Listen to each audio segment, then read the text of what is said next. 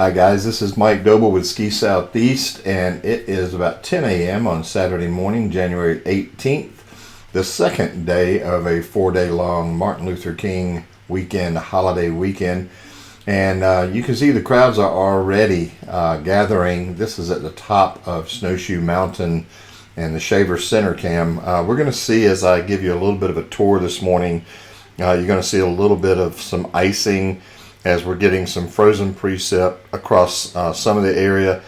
I mentioned earlier on our First Tracks report that this morning's skier forecast and or video snow report, I was not able to do it. I kind of fouled up my settings within my studio programming and shot two different videos and they didn't work out. I think this one is, we're back to normal now. So I'm going to go ahead and kind of give you a little bit of an update and tell you that if you're watching this, just click over to skisoutheast.com, click on snow reports, and you can get all of the conditions across all the ski areas. So this particular video is going to be a little bit shorter. I'm not going to do the snow report. I'll do that tomorrow morning because I think you can already see that over on First Tracks on our snow reporting. There were a couple of anomalies kind of across the region, but I'll share those with you maybe as we look through. But again, you can see the crowds are already out in force.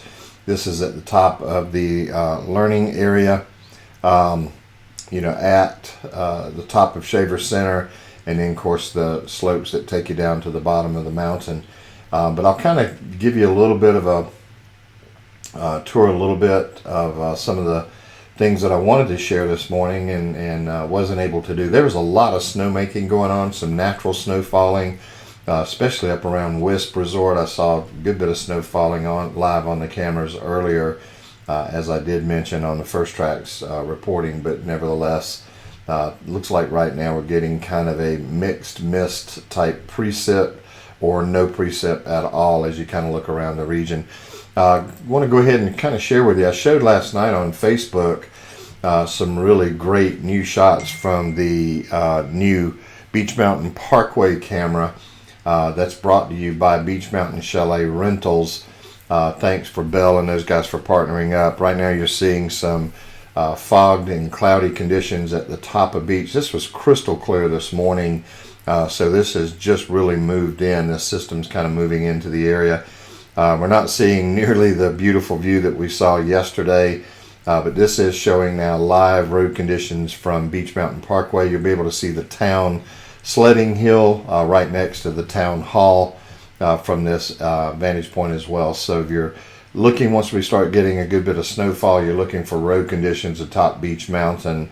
This camera replaces the old one, which, if you looked at that view a week or so ago, it was extraordinarily deteriorated, but now we're getting some really crystal clear views from this HD stream.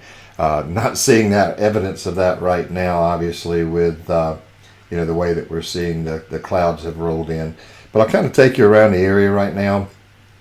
Appalachian Ski Mountain, you can see the dark clouds up there. I think the system is moving in as well, but great conditions. Obviously made a lot of snow, and Brad and the guys really hustled.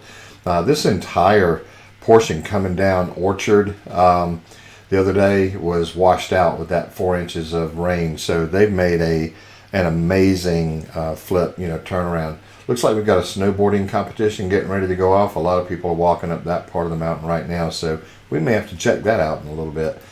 Take you back to the base of Beech Mountain, where you can see on the training Bunny Hill, where you're able to play over there and kind of learn things. That was almost bare the other day, and here we are 30 some odd hours later and seeing great conditions. And as I showed you on the snowshoe side of things, the crowds have already started gathering and things are looking quite busy already at 10 a.m. at the base of Beech Mountain. The summit camp is probably going to be fogged over, clouded over, but we'll take you up there. Yep, it is. But that's not nearly as frozen. Earlier this morning, this camera was kind of frozen over from the snowmaking that had taken place. And as you can see now, we're able to get a little bit better view, even though it is the clouds are packed in there at the top of the mountain.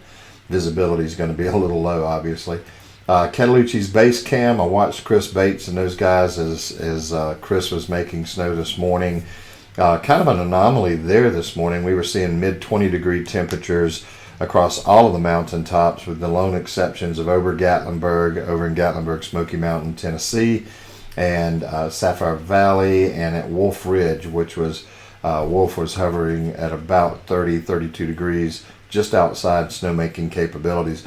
Catalucci did make a lot of snow overnight, but as of about 7:30 or so this morning, when I was first doing some recordings, we saw temperatures at around 35, 36 degrees, so the snowmaking equipment and all turned off.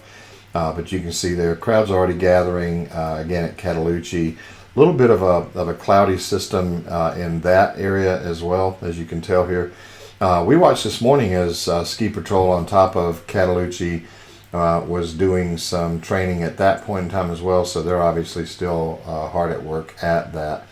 Now I'll take you over to Wolf Ridge, where we're seeing kind of light, to moderate crowds. Looks like no real weight right now at the bottom. If you want to, take a ride to the top, there's no real weight going on there.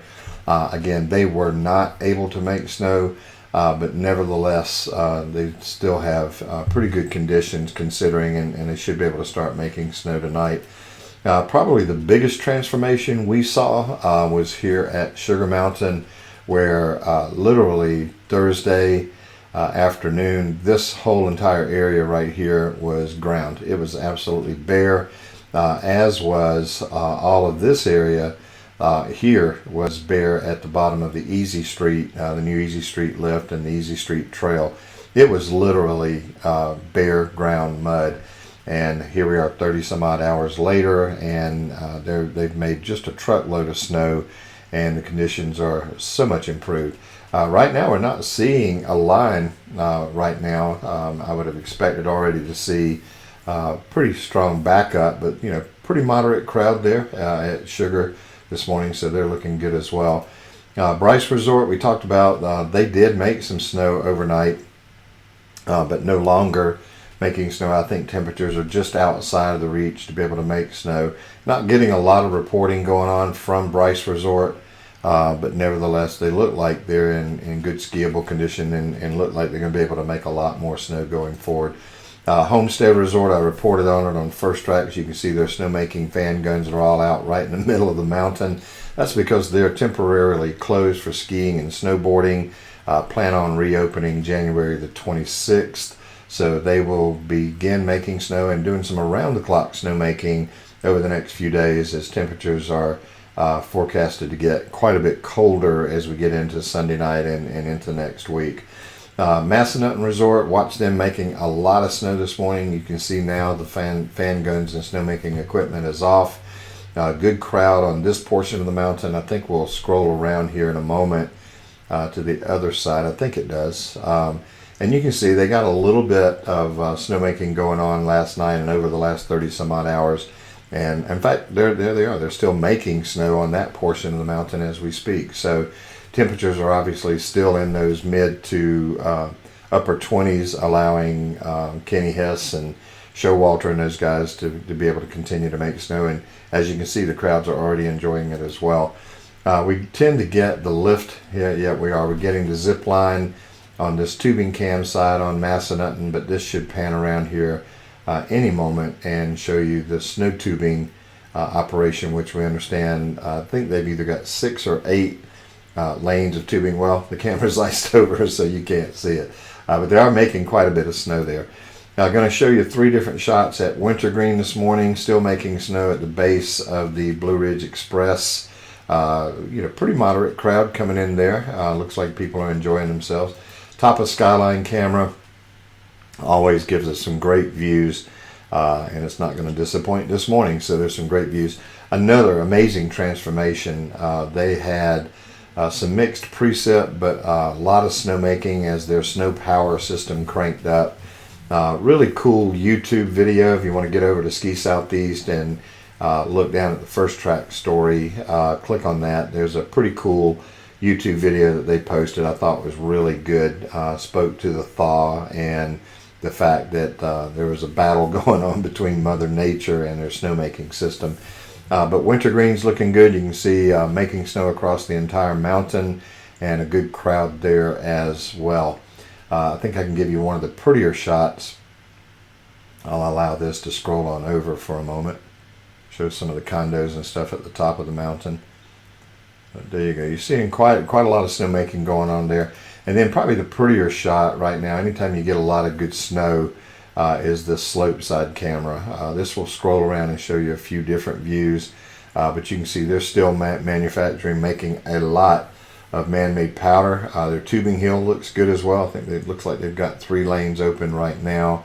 And got a light to moderate crowd enjoying that part of the mountain ops as well. I think this will scroll over here in a second and show us yet a bit even prettier shot at the base of Wintergreen.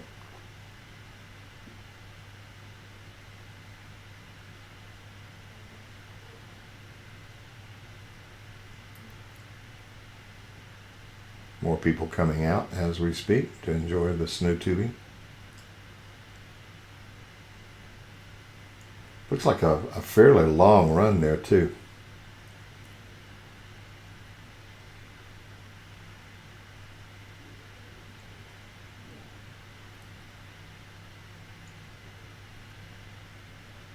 Definitely a day to wear goggles if you're at a ski area where they're making snow, and please don't complain because without snowmaking, 3 or 4 weeks from now, whenever we see another little bit of a mild stretch, you would not be able to hit the slopes. There we go. Now we're getting that kind of a prettier, pristine shot showing snow up on the hill and skiers coming off the top of the mountain as well.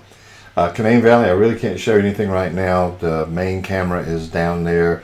Got some emails. I spoke with Steve Drumheller yesterday, which he's talking about bringing in and maybe adding an additional camera on top of the mountain before next season. But the main resort camera at Canaan Valley just went kaput, the other day, and we've got a new camera to replace that. Should be in one day this week.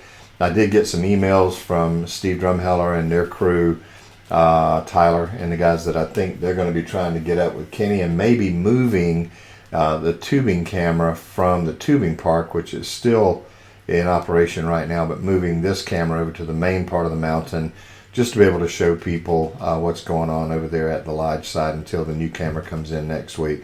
Not sure if they're still going to make that move. We'll just have to see. Silver Creek had some people actually shared some photos that was shared with us yesterday from the main part of the mountain, and posted those on Facebook, and immediately got some emails and some Facebook posts that said, well, what about Silver Creek? You never show Silver Creek, you only show Snowshoe. Well, Silver Creek's part of Snowshoe, so here we go. We're showing Silver Creek first, and now we'll kick over to the boathouse camera.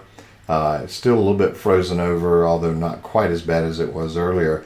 Surprised not to really see a line down there right now at the base of the Ballhooter lift, but there's really not much of a line, so you could probably ski and just make laps right now, even near the top of the mountain, as we saw earlier, is obviously pretty crowded. But Snowshoe's got 41 slopes and trails open, obviously the most terrain open in the region. Conditions there have just been a notch better than you're going to see pretty much anywhere, and of course now everybody's doing catch up, and things are really looking good across the board. I'll see if I can show you a village shot, although that camera for some reason is kind of narrowed up over the last couple of days. Not sure what's going on there, but it is what it is. Anyway, we'll get over to Winter Place Resort. This is the new cam. Looks like a really good crowd there. Man, I'll tell you, great transformation. I was over with Terry Pfeiffer and Tom Wagner and Joe Stevens and others at the press conference held at Winter Place Resort this past Tuesday. And I can tell you, I was out on the deck at Mickey's, and the slopes looked nothing like this. Literally 36 hours later, lots of snowmaking, and you're seeing the crowds coming to take part in that enjoyment, and conditions couldn't be a whole lot better. Looks like a huge crowd up in this section, so looks like traffic is really going well at Winter Place. Here's another angle at the another portion of the mountain, and you can see conditions look good really across the board. I'll show you Deep Creek Lake, where we were seeing some natural snow coming down. You can see that evidence of that on the picnic tables. A little bit of icing still on the camera itself. And then here's the long range shot showing squirrel cage over here. The face is here. I saw some skiers coming down earlier on the face. It's steeper than even that looks. Pretty steep hill. A lot of fun though. You can get a lot of speed coming down this. And really the same on squirrel cage. Not a whole lot of different slope difference, but trust me when I say this, the face is definitely steeper than squirrel cage. But both offer really good skiing. Of course, this will zoom back here in a moment and give you a good long range shot that's pretty good. Here's another view of Wisp Resort from the main lodge. Well, you're not going to get it there. Let's see if it scrolls around. It looks like we're getting some freezing rain. This shot earlier, you didn't see this going on, so we saw a good bit of snow falling, and now, as you can tell, there is some freezing rain going on because it's actually icing over the lens. Not getting that on the long range shot, so we'll kick back to here and show you. This is the mountain coaster, by the way, that comes all the way around here and kind of switches around really nice. Terrain parks are over in here. Tubing Hill is over in that section. Of course, you can see now we're scrolling back over to the lake where we're seeing a little bit of mix. If you look in this area, you can see a little bit of mix of snow, probably some sleet, and what is obviously a bit of freezing rain or slightly underdeveloped snow, as Joe Stevens calls it. Now you're seeing some snow again, evidence of some snow falling, some light snow falling, light precip. But you get the entire face of Wisp Resort. And of course the slopes, if you've never been there, it's pretty cool. They added a lot of terrain, gosh, I don't know, maybe 8 or 10 years ago to that northern side of the mountain. And it's a lot of glide trails, a lot of beginner trails on that area, but the mountain's really cool. And if you come off the top of Squirrel Cage here in Face, back in this ridge that you really can't see on this vantage point, you can kind of see evidence of it right here. The mountain really opens up. It's large, a couple of football fields large, acreage right at the top where there's a lot of ability to kind of walk around and communicate and socialize and pick the way that you want to go down the mountain once you get up top. So it's kind of a unique setup there on top of Wisp Resort. In fact, they have their artificial whitewater center at the top of that, as well as their snowmaking plant and other parts of that mountain. And then from that, you can ski around. A lot of gorgeous, huge timber log homes up in here as you come around to this part, come into these slopes, and then come down the other side. And of course, you get great views of Deep Creek Lake from up on that portion, that portion of the top of the mountain as well. So that's it for now. I figured I'd try my system out again since we had some video glitches on the programming studio software earlier, but it looks like we're back into good shape. So we'll try to give you an update maybe later on as the crowds continue to come in and enjoy the improved conditions. But cold temperatures are here for the next 8 to 10 days, according to Brad Panovich.